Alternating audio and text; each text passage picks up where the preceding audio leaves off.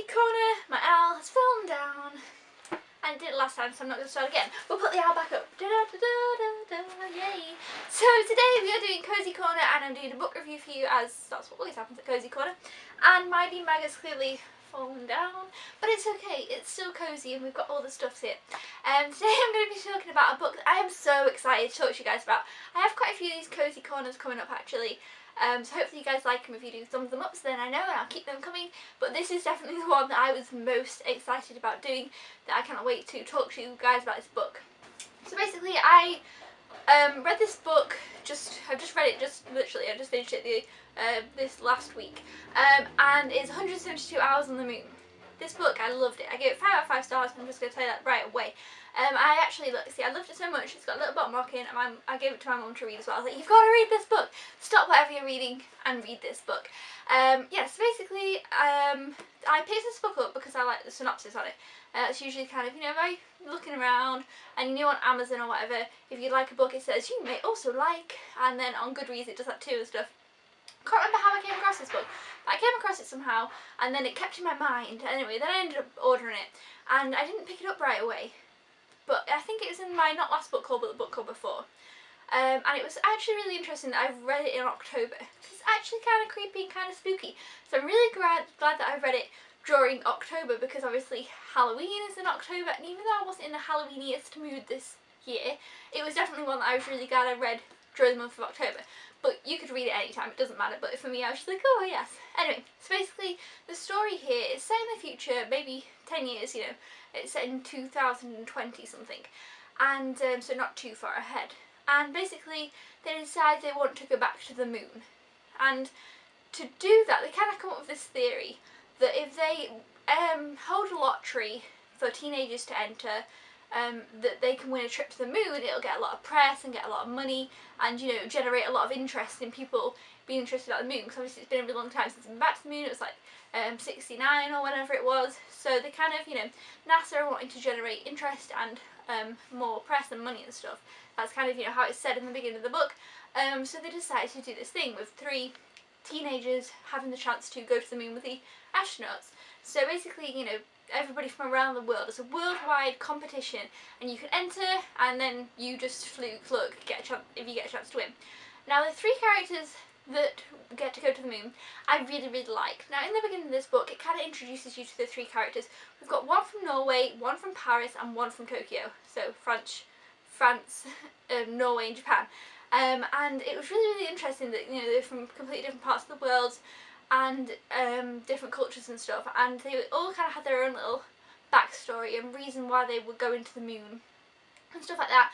And in the beginning I actually really enjoyed that bit. Sometimes when it's like, obviously the premise here is going to the moon, that's the ultimate thing, that's what's going to happen, and that's kind of the thing, but I didn't feel like I was waiting for that during the process of the beginning of the book, because I was just like, oh, I was really enjoying the beginning of the book. I literally enjoyed all of this. There was boring bits, which is always the best thing in a book, no boring bits. But I felt like once we knew who, well, you kind of know from the beginning, it talks about 3 characters, you're gonna figure it's them. That's not really a spoiler, it's these, the 3 that it talks about, they get to go to the moon, and basically they have to go through a training process before they get to go to the moon, obviously to tell them what they can do, what they can't do, the right things to use the equipment, all that.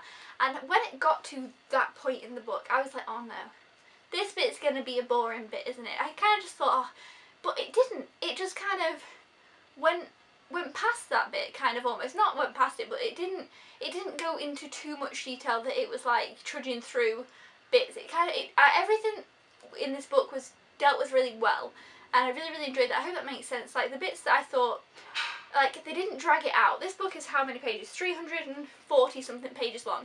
So it's not a massive book. And I think that some authors could have kind of dragged it on a bit. I feel like they did a really good job of picking what was going into this book, with the story being what it was. It was great. And I don't think I've said, this is by Johan Harstead. And I actually looked up if they had written any other books, and when I looked up that, which there's one other book they have written, when I looked up that I realised this book is actually, I think it's a Norwegian book, and it's a translated book, which is really interesting. I was like, oh, it's a translated book, but you cannot tell at all.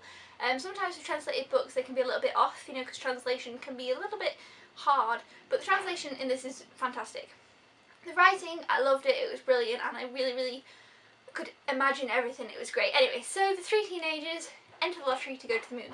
They've all kind of got their own interesting backstories and stuff, and there's a lot of, well, there's not a lot of, but there's some kind of side characters as well that I really enjoyed. And I'm not going to mention them really, but you'll get to know them throughout the book, and I'm sure you'll know, oh yeah, this is a great side character. There's some really good ones who play a really interesting part in the story. It's definitely one of those that wraps up really well. I really liked. I loved, well, the ending was just a mind-blowing ending. I'm not going to ruin it for you or say anything about the ending.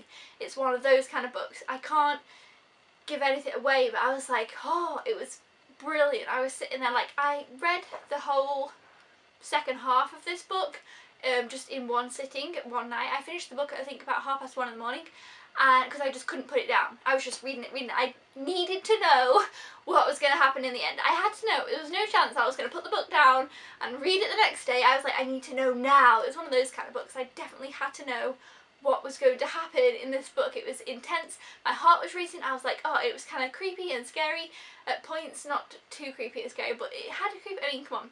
The moon is a little bit creepy, you know. And I was just like, it was very intense. The last end of this book, I was just like, could not put it down. Oh my gosh. There's lots of twists and turns and stuff. Honestly, it's just a brilliant book, and I loved it all, to be honest. When I started it, I was definitely right into it.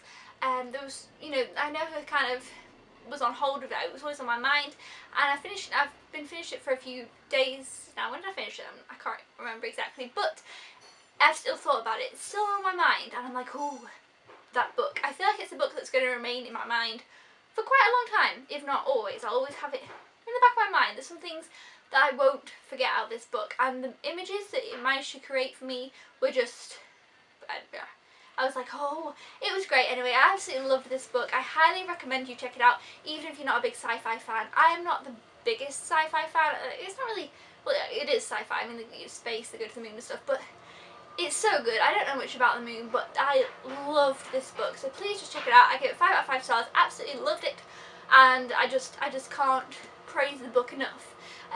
So yeah, I really loved it. Massive thumbs up. Let me know in the comments below if you have heard of this book or read this book. I definitely want to read the other book this author has written, and if they write any more books, I will read those books too. So hopefully, yeah. So that is 172 hours on the moon. My hour's still falling over a little bit. And that was Cozy Corner. I'll see you guys in the next Cozy Corner. Thanks so much for watching. Comment below, like I say, if you've read the book or if you now want to read the book. Let me know if you enjoyed my thoughts. Hopefully I'll be improving these Cozy Corners because they're a little bit new for me to do book reviews, but hopefully that was okay for you guys. Subscribe if you haven't already, or if you are a newbie. I'll see you guys next time.